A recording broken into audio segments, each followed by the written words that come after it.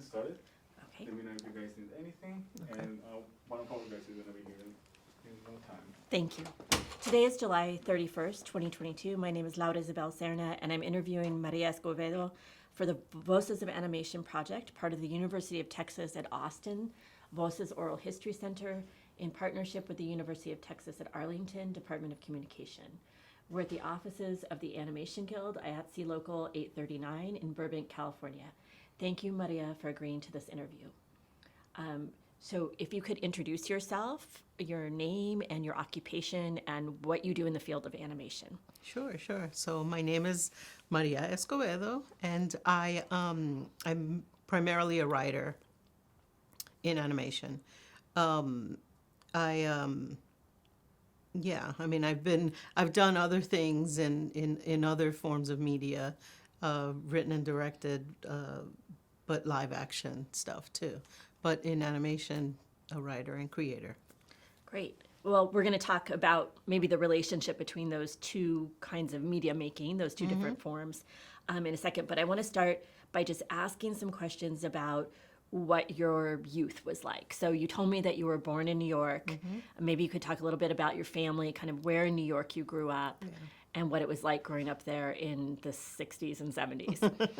Well, I was born and raised in Washington Heights, which is, it's gotten popular because of Lin-Manuel Miranda and his whole In the Heights film. But back in the day when I would describe it, nobody knew what it was. I'm like, don't worry, it's cut off on those tourist maps. You don't go up there anyway.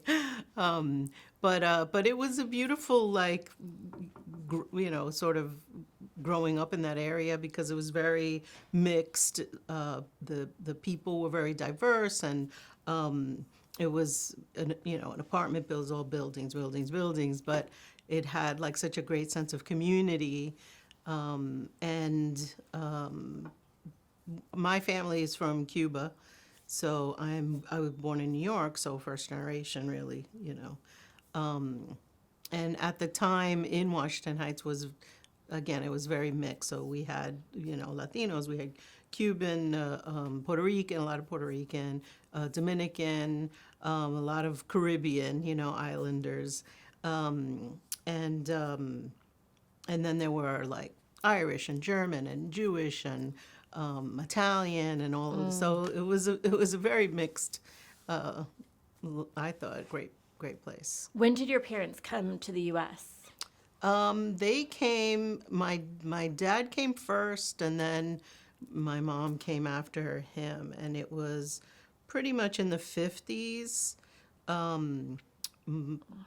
They actually thought they were going to go back. They went back, and then the whole Castro thing happened, and so they were discouraged by their own family members. Like my grandparents were like, no, don't stay, go back.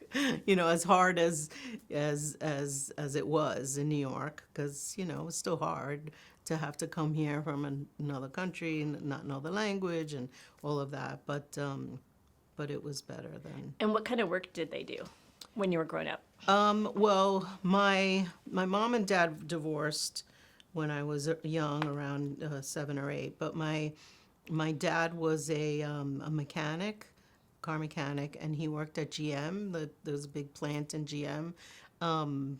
But he was, they always had these like layoffs during times when things weren't going well. So he did so many things. He had an ice cream truck. He owned a garage at one point. So he did a lot of things. And my mom cleaned. She was a cleaning woman at the junior high school, which I ended up going to. So that was kind of cool.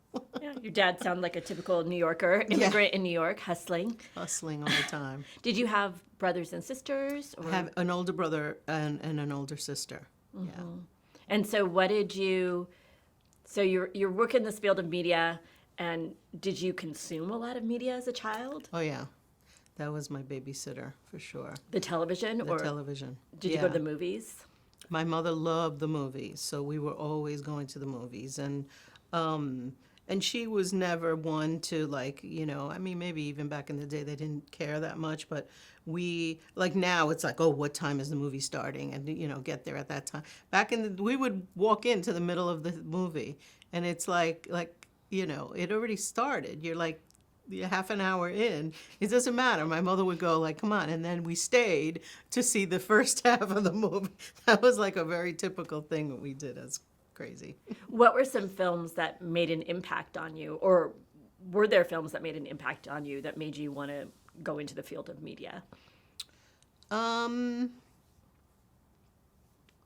It's really funny because growing up, I didn't have anybody that was in this field, right? So I just consumed it like a consumer. Like I just watched it and enjoyed it that way. And I didn't really think that I could do that. I didn't know that you could write for television and for films. Like it just wasn't a thing. Nobody said, hey, if this is something that you love so much, you could become a filmmaker or a writer or whatever. So I didn't think that until, I went to college for architecture because I loved math and I loved art. And so I had a counselor, in middle school that said, well, maybe you should think of this. And then I went to a high school that had, that was art and design, and it had architecture. It had like, almost like a wheel where you would have different things. Architecture was the one I was already going to, but there we had film, like photography film/film. So I kind of like saw, oh, you mean you could be a filmmaker? That's where so in high school it sort of started to be an interest, and then I still went into architecture. I ended up staying for a year and then didn't like it. And so I don't know, I just kind of fell into, I want to be a filmmaker. And everyone's looking at me like, what is that? But back to my question, and not because it prompted you to become a filmmaker, but what were some of your favorite films or favorite TV shows when you were growing up? Like, what do you remember? I remember we also snuck into movies we weren't allowed to. So I remember seeing The Godfather. I was like a kid, and The Godfather played at the RKO on 181st Street in Washington Heights. And every night there was just like a huge line for that movie, and it was over and over, it was forever. I think it was probably in that theater for like 6 months. Wow. So I remember going with my brother, I think it was with my brother, to see that. And that was pretty epic. And I did love that. I even though it's Italian, but I loved the the people look like people from my mom and dad's, photographs, from that era and all of that. So I thought that was cool. I don't know, like Carrie. That scared the hell out of me. Yes. But I loved, oh my God, what's the Barbara Streisand and Robert Redford? The Way We Were. Oh, yeah. I loved that movie. That was really something. And then, of course, I didn't see this in the theater because, but like West Side Story that came out, because my name's Maria, the next day at school, if you see it on TV, everybody's singing the song. Yeah. And you watched a lot of television. A lot of television, yeah. Were you interested in animation? Or did you like animation, or just like any other kid? Like, oh, I like cartoons. I love everything. Yeah, I loved everything. I loved animation. I loved, primetime shows, cop shows, everything that was on. I just, it was just like a thing we did. Watch TV. Yeah. Friends would come all over. The time. You'd go to their house. Even if you were playing, like my friend would come over, we'd play Barbies. The TV was always on, right? Mm-hmm. So it was like terrible for raising your kids, but that's how it was. Or maybe not. Yeah. So you described a little bit about growing up in Washington Heights, and it sounds like you went to a high school for the arts. Yeah. Was that in the neighborhood, or did you have, okay. How did you get, how did you get into that school? I got into the school by applying. So Okay. I had to take a test, and then I had to have a portfolio ready for the school. So I took art classes in middle school, knowing and saving some things, knowing that I was going to use that for my portfolio when I went to apply to the school. But it also was a regular written thing too, test too. So it was And both. did you like going to that high school? I Or loved it. You loved it. Yeah, I loved that high school. I yeah, I think it broadened my mind because it was, instead of going to a neighborhood high school, it took me into the middle of Manhattan, because it's like 57th Street and the east side of Manhattan, and it's still there. I'm not that old that it's not there anymore, but they so it's like a charter school, right? So it had kids from all over New York, from Staten Island, from Queens, from Brooklyn, like, so all of these where my neighborhood was just Washington Heights, that kind of small area. So yeah, I got to meet so many people from different areas, and just it broadened. It's almost like what kids describe going to college, right? It sort of broadened your horizons. That's what I felt in high school. I did that. And so you focused in high school primarily on architecture. Yeah, it was, of course you took like regular classes, but yeah, by the second year you had to declare a major. So I declared architecture. Yeah. And then you worked a little bit in the architectural field, is that correct? I didn't really work in it. I did. I just went into college after that. Okay, to study it, and then to study it, and then I just felt. Yeah, I mean, it just wasn't what I thought. It wasn't enough art. It was a little too much like drafting, and if your pencil's not sharpened, your building's out of whack. Because everything has to be so precise. So. Yeah, so I changed. So then you changed to film. Yeah. And what classes did you take that made you excited about that major?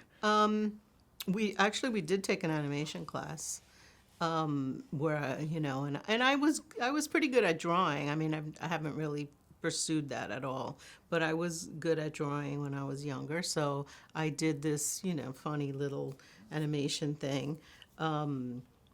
But what was great is you took a little bit of everything. There was like, and there was a lot of theory, and we watched a lot of films, and we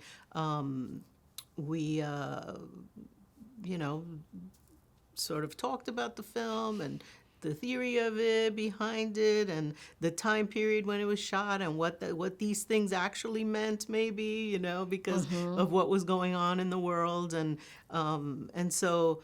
All of that made more sense to me in terms of movies that I had watched that I just watched to be entertained by. Now, all of a sudden, I was watching them for the content of what it meant more than just, wow, that was fun, wasn't it? That part was really, So yeah, I think that was. And how did so you said your family was sort of like, oh, a filmmaker, interesting. My mother still says that. What do you do? But what do you do every day? But what? But exactly what? Like, that's still her question. Yeah, they want to know what you do when you go to the office. Like, so do you go to the office and do what what? do you do? You sit around and talk to people about the story? She's like, why didn't I get that job? Right. When you finished college, then what was the next step? When I finished college, it was in New York. So I think the difference between, studying in New York and studying here, like here you're in Hollywood, like you're in the middle of it. Even internships are like a gateway to getting a job.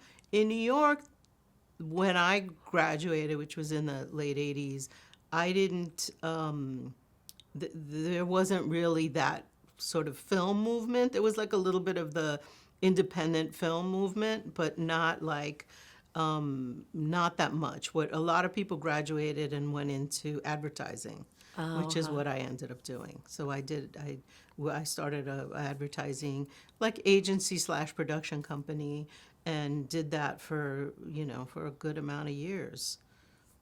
So. And then what happened? So you're not in advertising anymore. Yeah, I know. So clearly you left that behind. Yes. And what was that process like? Well, then I had started that company with my husband, who I went to film school with, and we both wanted to do something more. Like commercials are great, and it's like making mini films, but they're 30 seconds long. It's like we want to tell stories, we want to. So we went to NYU, took some more like screenwriting classes, and wrote some some screenplays while we were there. And then outside of there, one screenplay was optioned. Another one we ended up making as a film, as an independent film. So I wrote and directed. He produced it, and it did it did okay. Like it went mainly to Latino film festivals. So it did a lot of that. Some international festivals. And when people saw that, they're like, oh, you should think of writing for TV, because it was very character driven and, whatever. So at that point, even still at that point, I was like, well, how do you write for TV?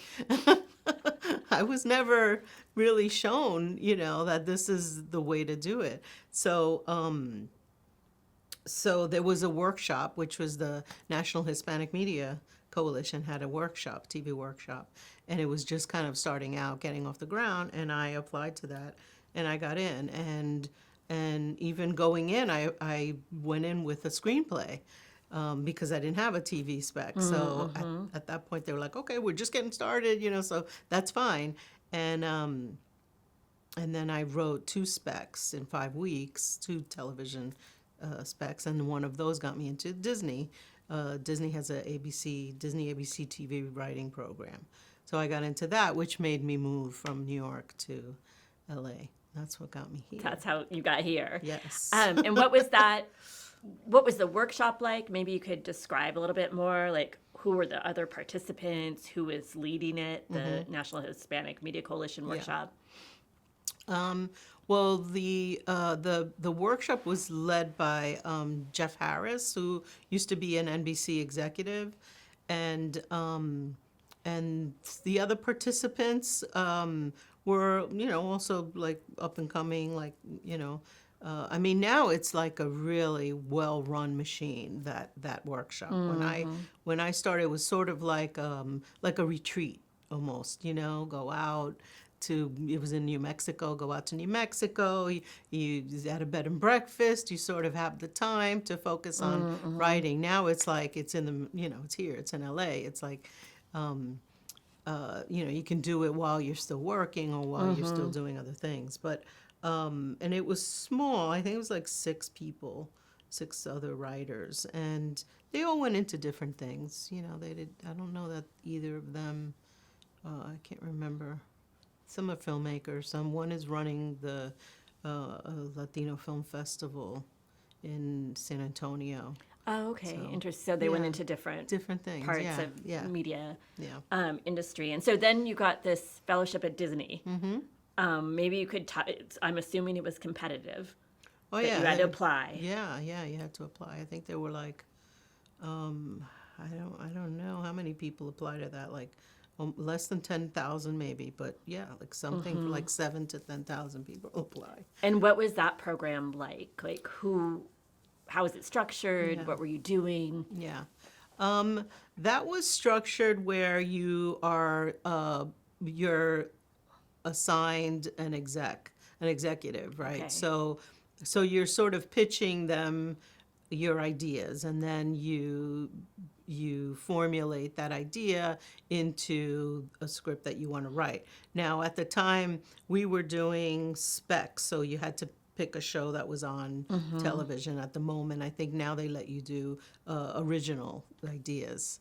And then so you meet with them, and then you send it to you send them, like, in the various stages, just like you're taking a class, really. Yeah. You send it to them at various stages, they get back to you, they give you notes, send it back to them, and then when they feel that it's ready, then they send it to some of the showrunners on their shows, and then the showrunners decide if they want to put you on one of their shows. So from that, I ended up getting on Grey's Anatomy, and so that was my start, like, of TV. That all of a sudden, I knew nothing about television. I knew nothing about, like, and a year earlier I was like, you can write for television, and then all of a sudden I'm in a room at Grey's Anatomy, and it was the beginning of it, really. So.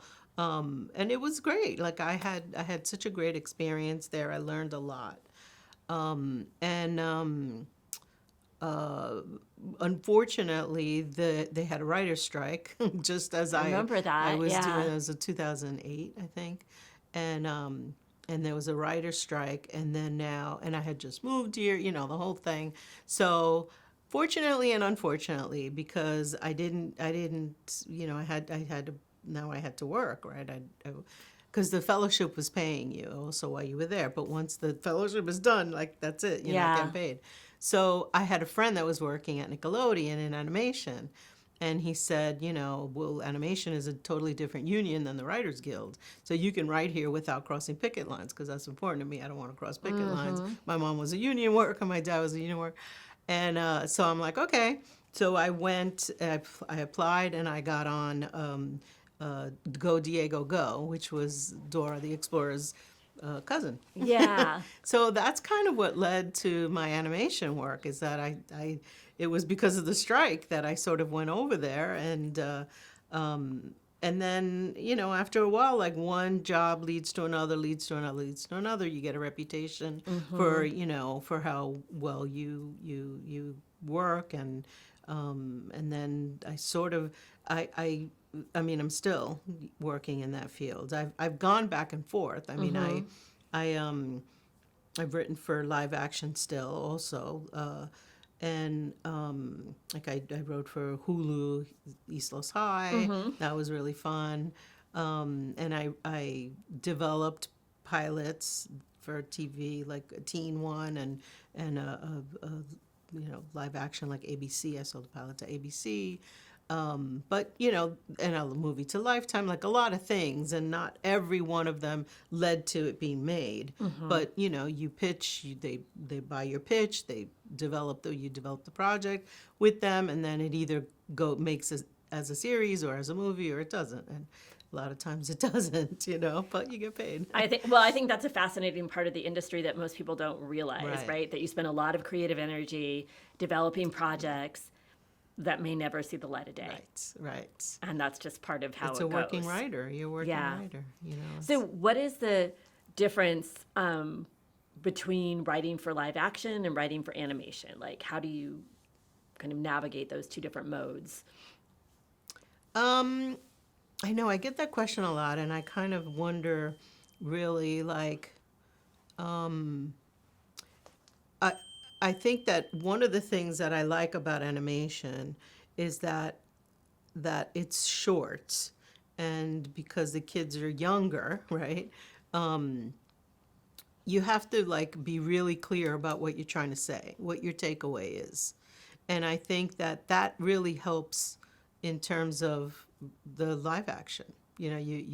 Because you even if your scene is longer in live action, you can't ramble. You still have to, what is it about? What's the scene about? What are you trying to say? What's your takeaway on the whole, episode?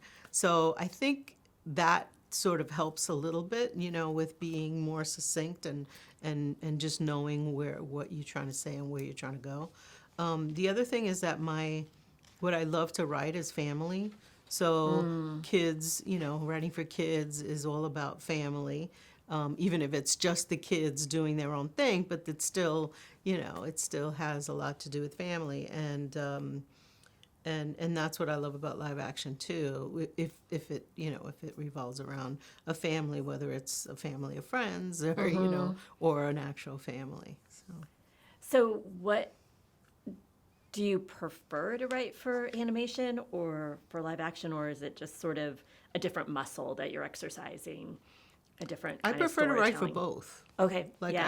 I like, and I do a lot. Like a lot of times I'm writing both things at the same time. Like I'm like right now I'm writing on a Disney animated show, but I'm also developing a live action, half hour comedy.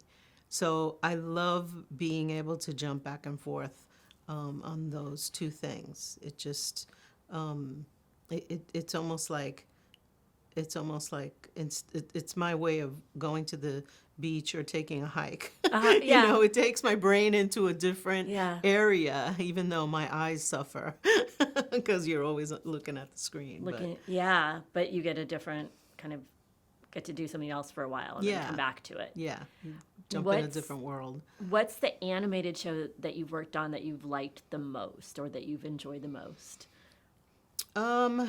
Well, I mean, I have a couple. Like, there's the one that I just jumped off of. I mean, the one I'm working on now, I love, and I can't talk about it yet because it's not really, it's not announced, and I love it. But the one I just finished is called Rosie's Rules, and it airs in October on PBS. So that show, what I loved about it is that it was like a sitcom, for kids.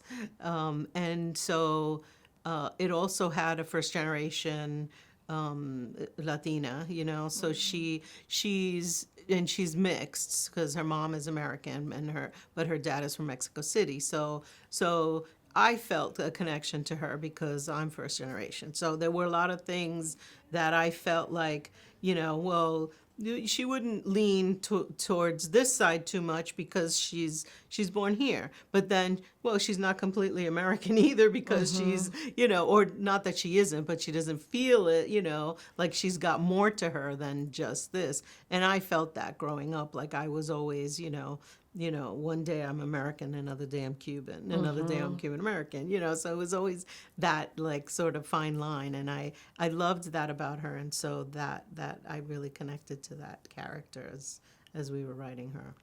It seems to me, in this, I was thinking yesterday about the cancellation of Gordita Chronicles, that there's some space in animation for diversity and inclusion. Yeah. That doesn't seem to have an analog in live action. Yeah. Like live action just seems so much tougher. And I wonder if you have any thoughts about why that might be, because I feel like there are a lot of shows for kids, animated shows that have, for lack of a better term, diverse characters, right? That have kind of culture as a through line or a kind of context. And it doesn't seem like that same kind of opportunity is available in live action, or that the stakes are a lot higher somehow. Yeah. Well, yeah. I mean, I mean the stakes are high in animation because it's expensive. But the stakes definitely are higher, especially in prime time, television. It's sad because I've been around for long enough to feel like I've ridden many waves, like feeling like, okay, this wave is going to get us there. And then it doesn't. Okay, this wave now is coming, is going to get us there. And I love the younger generation because they're so inspired, and they're more energetic in a way, and I still feel that too, but I've been there, and I feel like, oh, well, hopefully that wave's gonna get there, But I feel like the biggest problem that Hollywood has is that, and we do it ourselves. We put ourselves in this box of now we're called Latina, now we're called Latinx, now we're called this, and we're so many different people. We're from, our cultures are different, even though there's the connection of the language mainly, but we're just so many different people thrown into this box, and so Hollywood doesn't get that. They think that because they're going to put a Gordita Chronicles on, that a Colombian, from Colombia is gonna watch it. Of course they're gonna watch it. That's their culture. No, it's not. It's not their culture. Not that they don't feel like it's closer to their culture than something else, but that's what I don't think that they understand. And if you only have one show and you expect to speak to all of us with that one show, it's never going to happen. You need to give that show its audience. You need to give another show its audience. You need, just like anything else, just like a cop show. A lawyer might not want to watch a cop show. A doctor might not want to watch a cop show. So I think it's that's why you have a cop show, a legal show, and a medical show. Right, something for everyone. But so in animation, you've done a lot of writing for animation. What audience are they trying to reach with projects like, you talked about Rosie, right? This kind of bicultural, mixed race girl. The difference, I think, is that they're trying to reach kids. That's it. Like, they're trying to reach kids. They're trying to, at least the way I saw it, because I can't speak for everybody that was involved in the show, but the way I saw it is that, yes, will a little girl, just specifically because she's a girl, not that boys won't, but will a little girl at home, hey, I have an abuela too. Will she say that, and see herself represented? Yes, I think that's a huge, huge thing. And everything should be that way. I mean, on network television, it should be that way too. Doesn't have to be the main character, but, it should reflect the way that this country looks, and it doesn't. So when the focus isn't about that necessarily, the focus was about, this is going to be a show that kids love, a show that speaks to kids. And we also have this very special thing about the show, which is that she's a little Latina, and so, Latino kids are going to feel that connection. But if that's all you're going to, if that's all you're going to focus on, then I think you're missing the point. I don't think we want to be spoon-fed stuff. I think that we want to feel that we're represented, but I don't feel that we want to be told how we think. And I guess kids shows are less likely to focus on racism or kind of social issues. It's just like, here's another little girl like you who lives in the world, has an abuela, does things.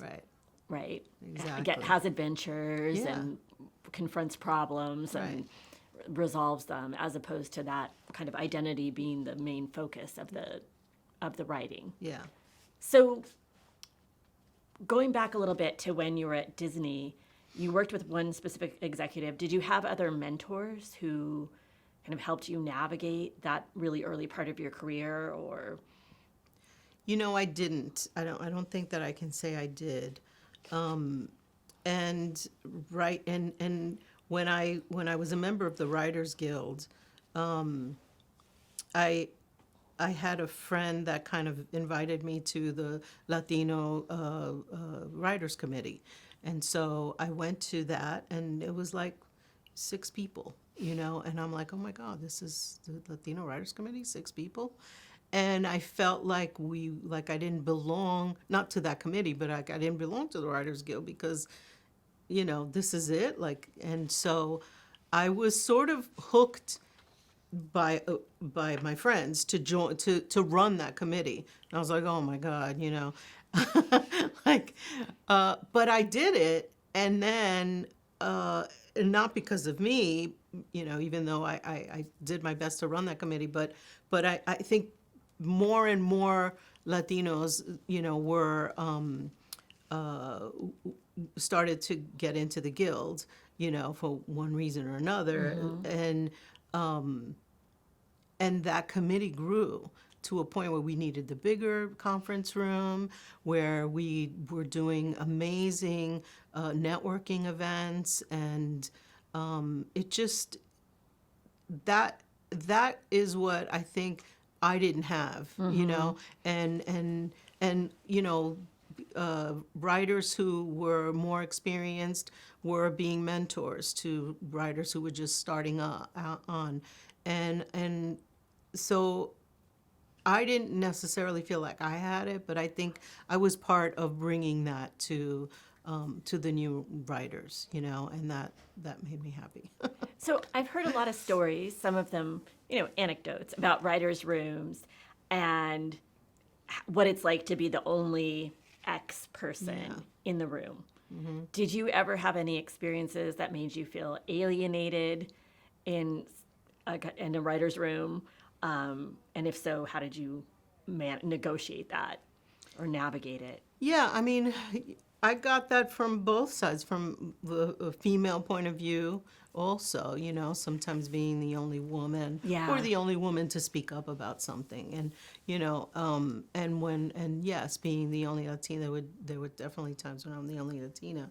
And again, like I can tell you my lived experience, but I can't tell you the lived experience of every Latino. So if you're asking me for, my input, I'm only giving you one person's opinion on that, and that seems wrong to me, like that you're then going to adjust this one character based on just me. I see what you're saying. And Okay, think that it represents Yeah. all of the Latino community. That's what I'm saying. Yeah. Not that I shouldn't comment, and I should. Yeah, but being asked but to be the voice. to be that the is voice gonna of all. Opine about. Yes. Is this Yes. correct?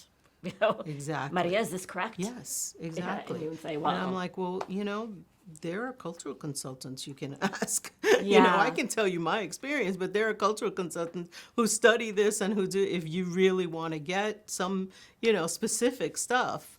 So it's tricky. It's tricky, but I do feel like you have to speak up. I mean, just like even just being a woman in a room, and things I've brought stuff up when when I feel like, that feels a little uncomfortable, and I'm wondering if we can say it a different way. That's all. Like not kill things right away, but just and not assume that the people are saying things, to insult anything, but just because they don't know, they're Or not. they hadn't thought about it from Yeah. that perspective. Right, exactly. So But when that you happens in animation too. right, it 'cause happens in all fields. Yeah, I'm pretty there's- sure. Yeah. Usually it's it's a white guy who's running the room anyway. So there's always that. Bringing things up. Yeah. Kind of making a comment, Yeah. a note. Here's a note. Yeah, here's a note. So when you were involved in the Writers Guild, the Latino committee, because it sounds like there's sort of a tension between seeing that there's a need for representation and then seeing diversity in that community, within the Latino community, right? yeah. We have recent immigrants, we have Yeah. people whose families have been here for a long time. Right. Cubans aren't the same as Mexicans. Exactly. We don't all have the same politics, for sure. What role do you think affinity groups, like that's how I would describe, the Latino Writers Committee as an affinity group, Yeah. kind of plays? I mean, you talked about mentorship. Are there other issues that committee addresses or might address? Yeah, I mean, you're trying to solve the bigger problem, and then there are the smaller problems. So the bigger problem is making sure that Latinos are represented. That there's in the writers' room, that the voices in the writers' room, are representing, whatever that show is, I mean, and more. I mean, there should be different voices in the writers' room anyway. But especially if you're writing a show about New York City, and you don't have any Latino writers in your room. I mean, it's just like if it's a show about LA and you don't have any Latino writers in the room, like, how are you really representing that world, So it's just about making sure that somebody's in the room, but then once, hopefully it's more than one. Like, believe me, I've had an agent where, I'm like, I really love this show and blah, blah, blah. And, are they looking for anybody, for that show? And he'd be like, oh, yeah, the diversity position has already been filled. I'm like, well, what does that mean? Like, I'm not a writer unless I'm in the diversity position. So it would be nice for it to not be that way, and that you're hired because you love that world, because you have something to bring to that world. And it doesn't necessarily have to be that you're Latino, but Yeah.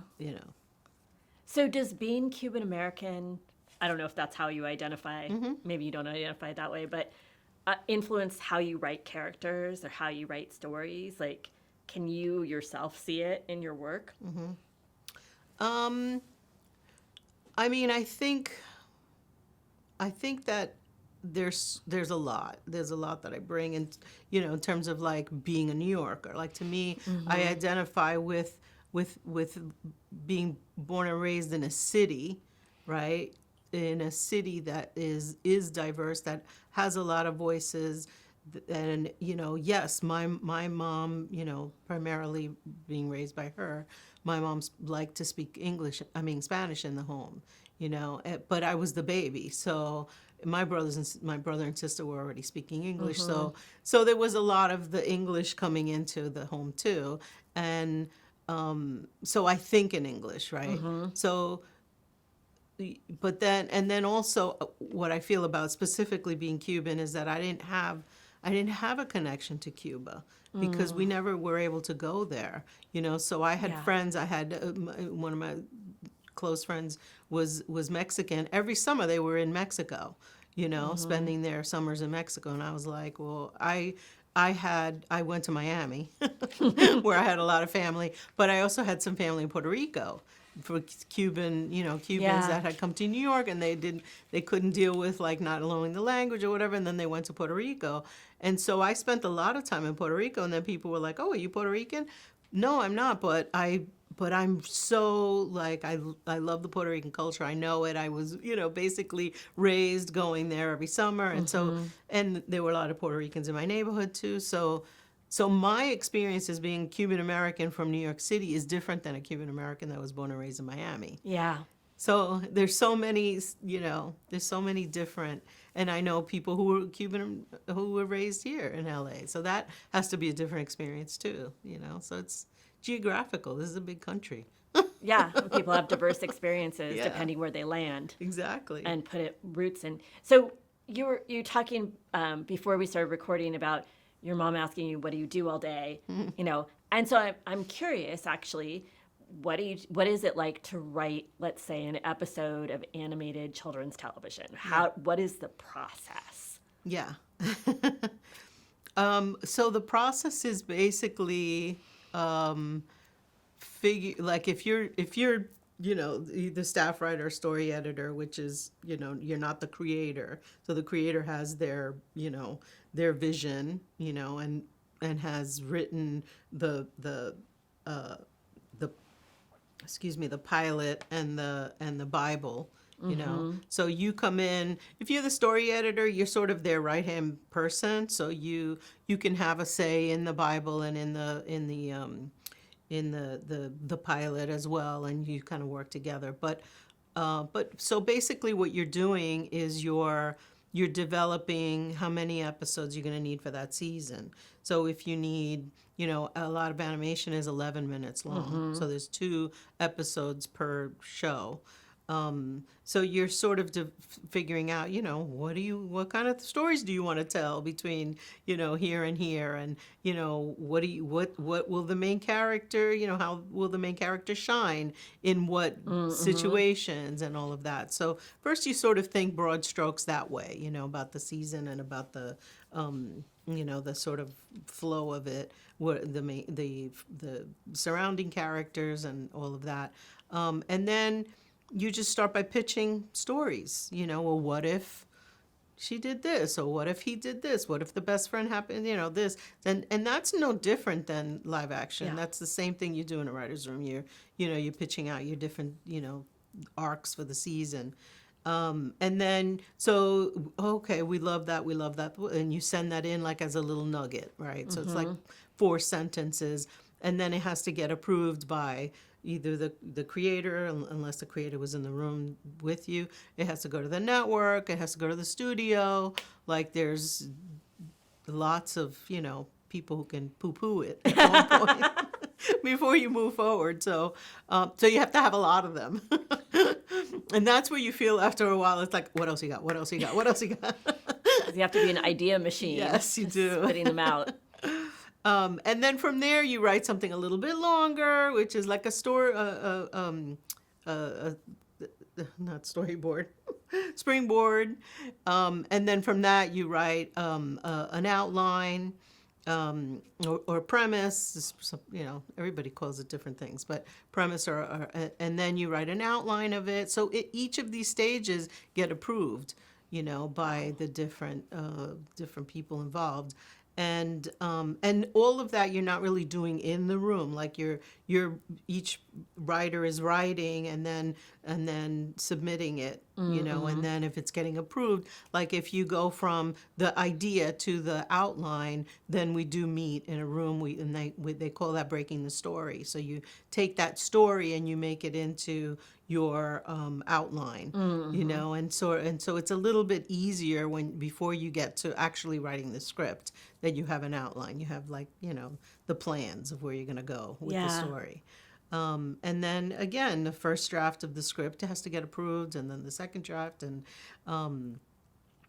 with live action, like what was cool about something like Grey's Anatomy is that you can then be on set and see your script play out. See it get shot. When I did the Hulu, the East Los High show, streaming is a little bit different. They write all of the episodes and then they shoot it. Whereas with network shows, you're writing it and 6 weeks later you're shooting it. So it's it's like a machine that you're. And then with animation, it's so much harder because you're not animating necessarily. You're getting artwork and you're writing before you even know what the characters look like sometimes. Wow.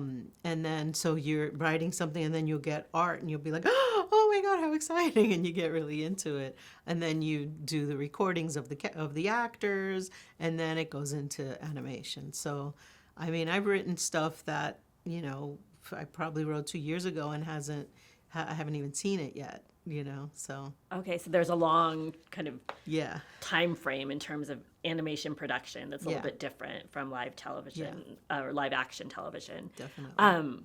That's so interesting to me. I think people think like you're a creative. Right. And it sounds like there's so many moments at which someone could just say, I'm not really that into this idea. Yeah. We Definitely. don't think it's going to fly. Yep. It doesn't, my vision is different. Yeah. And some of those are business decisions, obviously, Yeah. executives. Some of it is the, whoever the creator of the show is. What can you say because I'm curious if people listen to this and they don't know what a Bible is. Maybe you could just give a little definition so people would understand in terms of an animated show. Yeah. Yeah. So a Bible is like, first you'll pitch your show basically. And when you pitch your show, you're pitching the world. You're pitching like, the concept, or this is what it is. It's, it's a little girl and, in San Antonio, and she makes rules. Everything's a rosy rule. Like she makes rules for everything that she does, and so sometimes her rules go wrong, and that's okay. She adjusts and then she moves on. So you pitch the show. When you pitch it, you pitch the general idea, you pitch the character. This is who she is where she comes from. This is like, these are her character traits and what makes her special. You do that with each of the the characters, and, the world where it's set and all of that, and you pitch basically where you think it's going to go. What, like, for the season is how I see things happening. So you pitch that. If you get we love it, we love it, we want to develop it, then you write your Bible. Your Bible is sort of just what you just pitched, but in a more detailed form. So you're just writing the the idea of the show. You're writing the character bios. You're writing the world, the tone. If they have specific like catchphrases. Anything that sort of can encompass what the show's about. And then you also write up like little springboard ideas, which is this is like a sample episode. This is what it would look like. Not that you write the whole episode, a little description of it. And it doesn't always have art, but sometimes it has art included. And then from that, what that helps is it helps the network to see what the show is before you've even written a pilot, So it helps the network to understand the show. You can go back and forth again with that. And it also helps once if the show's going to go and you're ready to go, it helps the writers that come on. Now they have, a blueprint for what the show is.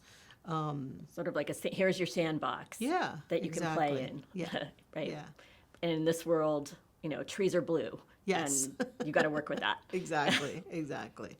So what are some you've been a working writer for a long time. You've worked in different kinds of television. What are some kind of memorable experiences or highlights of your career? Like if you were going to recount, these are the kind of top 3 things that I was projects that I was involved in that really got me excited. Yeah.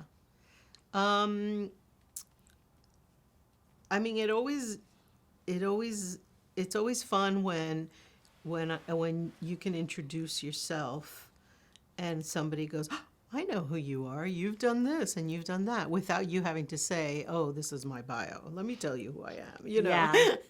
So it's always fun when that happens, because, it means that your stuff has been seen, and that's kind of fun. Again, we talked about all the things that didn't get done. It was fun to make them, and you got paid and all of that. But it's always fun when people have seen what you've made. It's again, going back to my mom. My mom will watch Santiago of the Seas on Nickelodeon because I've written episodes with them. Oh, I love that. So she'll do that.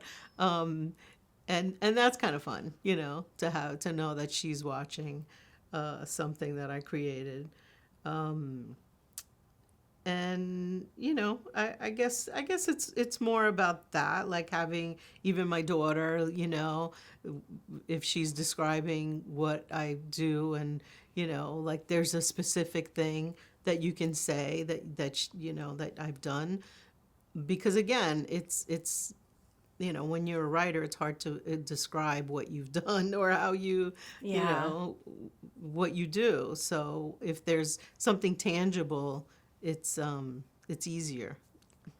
How would you say, you came into the field, like, let's say, late 80s, early 90s. How has the field of writing for media in general, and then maybe specifically for animation, changed over the course of your career? The years that you've been working. Yeah. Well, I was basically it was more like the late 90s. Late 90s. Okay.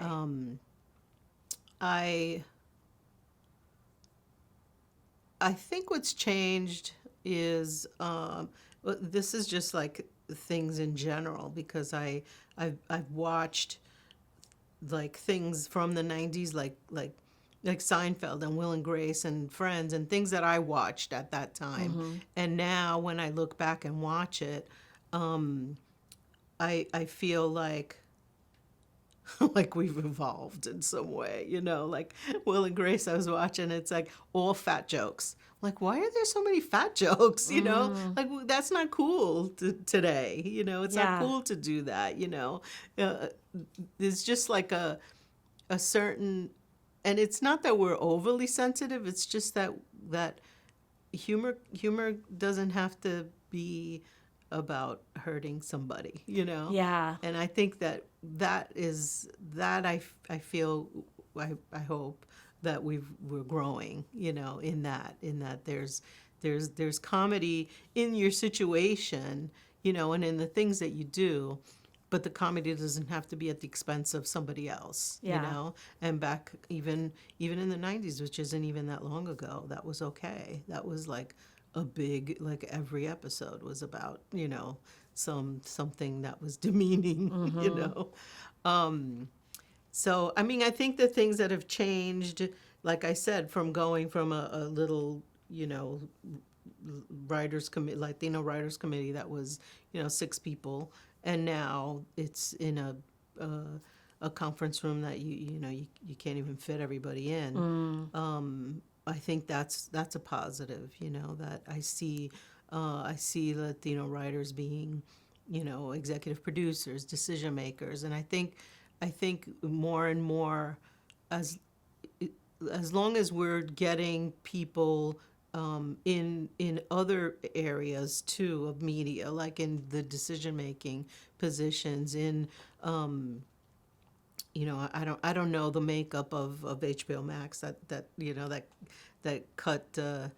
canceled Gordita Chronicles, but if there was somebody behind that, and I'm not saying there wasn't, but if there was somebody behind that was Latino and could explain in a way that was understood, that you let other shows find their audience. Why? How could you cancel something in such a quick amount of time without letting them find their audience? So if there are more people in the decision making positions that were of color, I think that would make a difference. And I see it a little bit. I don't see it a lot, but I see it a little bit, definitely more than when I mean, I remember pitching a show, not a show, a movie, and they said, "Does it have to be Latino?" And I was like, "Well, no. I mean, it doesn't have to, but why not? Why not? Like, that's something I can bring to it. That's different, you know."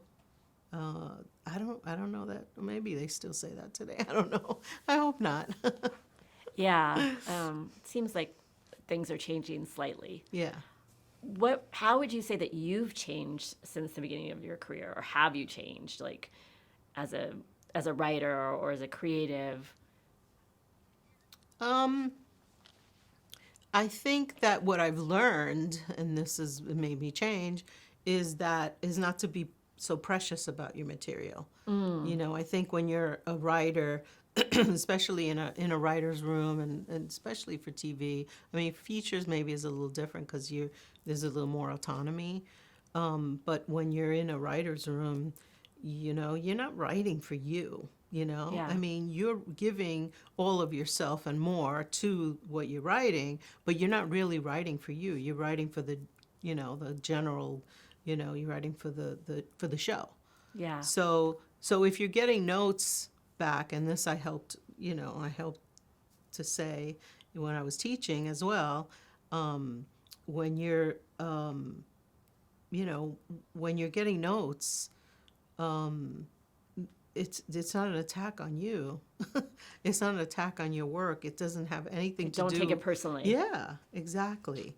And I think that that being a Latina, being raised, sort of in your first generation, especially where I was raised, even though it was a very diverse, community, all of that, there still was stereotypes. There still were people, sort of looking down on you because you were, a person of color, because Yeah.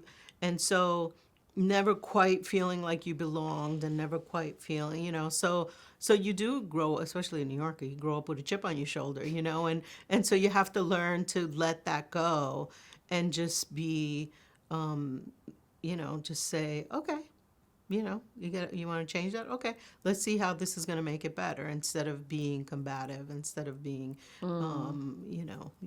fighting the note. And not that you shouldn't, speak up if you feel strongly about something, but just pick your battles. Yeah. So you can continue to work. Yeah, yeah, yeah. How would you, what would you, if you were going to say, in my wildest dreams, this is what would happen in the field of animation, specifically writers, thinking about Latinos in the industry, what would that look like? Your kind of pie in the sky utopia. Yeah. You talked about these really hopeful students. Yeah. With all their energy, and they're I see that in my own students, these kind of dreams that they're going to change, everything's going to change. Yeah.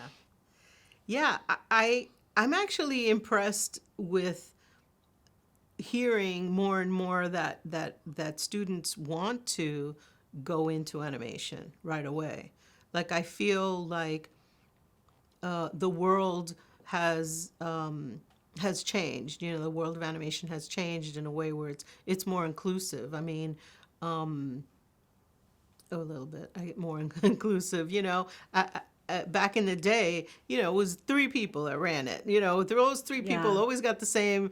They were the executive producers. They always got the shows. Then they put other people in charge. But you know what I'm saying? The Yeah. ones that sold the show were the same 3 white guys. And so I think that now it's because it's broadening a little bit, that people think that I have a possibility here where I didn't think I did. So it feels like how when I went into TV, I was like, oh, I could do this. I think that's with animation, that's how it's starting to look on the outside. And so I'm happy about that, because that means you're going to bring more people of different ethnicities to animation, and I think it needs it. Again, we start with little kids. If little kids are seeing themselves, they're being empowered. Yeah. So I think the more that we help kids to feel like they could, they have a voice, that's where we gotta do it when they're young. Well, then they'll ask for that later on, Yeah, right? yeah. I want to keep seeing myself. That's right, and they won't feel like the outsiders. They'll feel like insiders. Yeah. I don't know if that answered your question. It did answer my question. I mean, I went somewhere else. I tend to be a little bit cynical, and so sometimes I really have to stop myself with my students from saying, "Oh, but I remember the '90s." Right. Oh, Exactly. but I remember.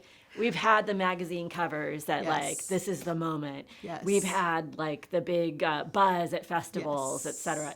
So, but I Those try are the not waves to. that I'm talking about. Yeah, Exactly. try not to kill their enthusiasm and hope for the future. Right. That they can also participate. And they can make a difference. And they can make a difference, yeah. And they're much more professionalized, right? Yes. So they have programs and...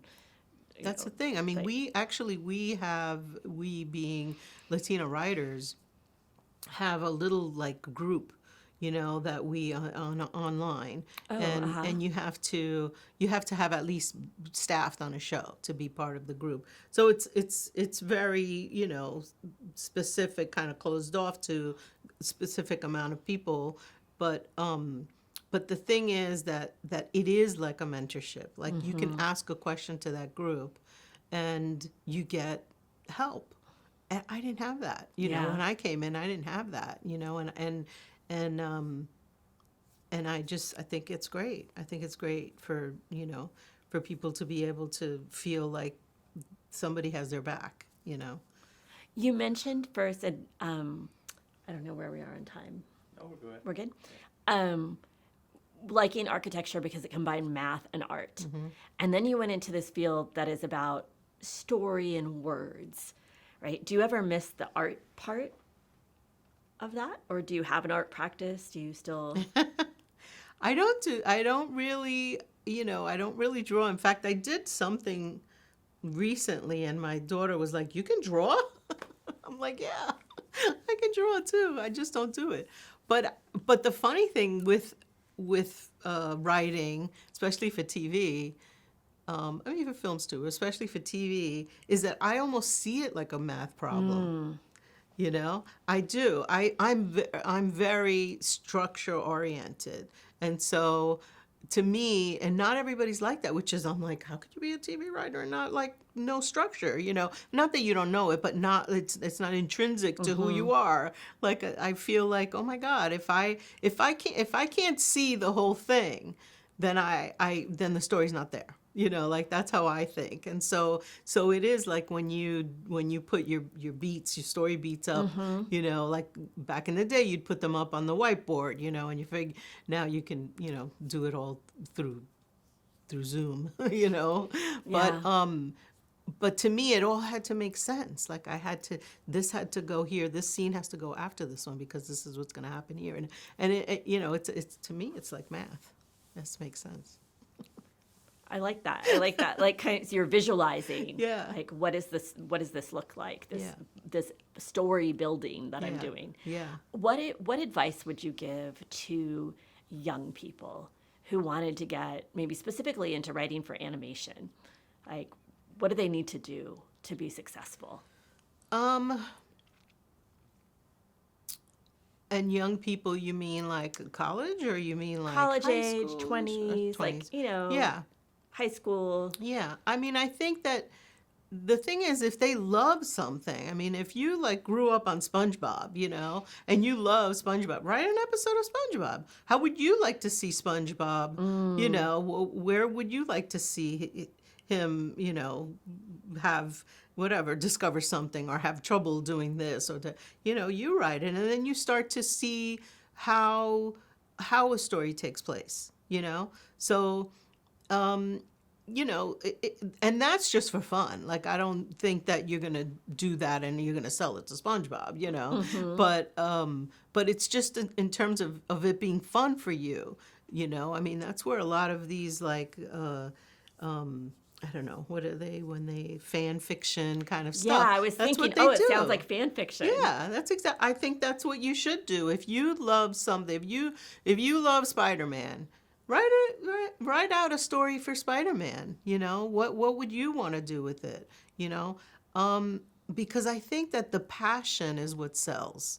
You know, the passion that you have for anything is what people love. People will, and in some cases it's great, in other cases it's not, because people will buy something from you because you're very passionate, and you might not be able to, you know, execute it.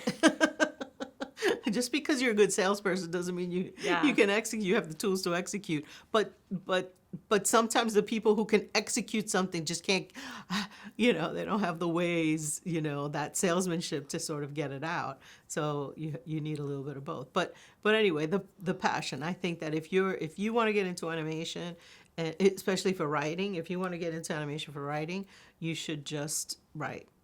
You should write something. It's so easy today to go online and get scripts from any of these shows.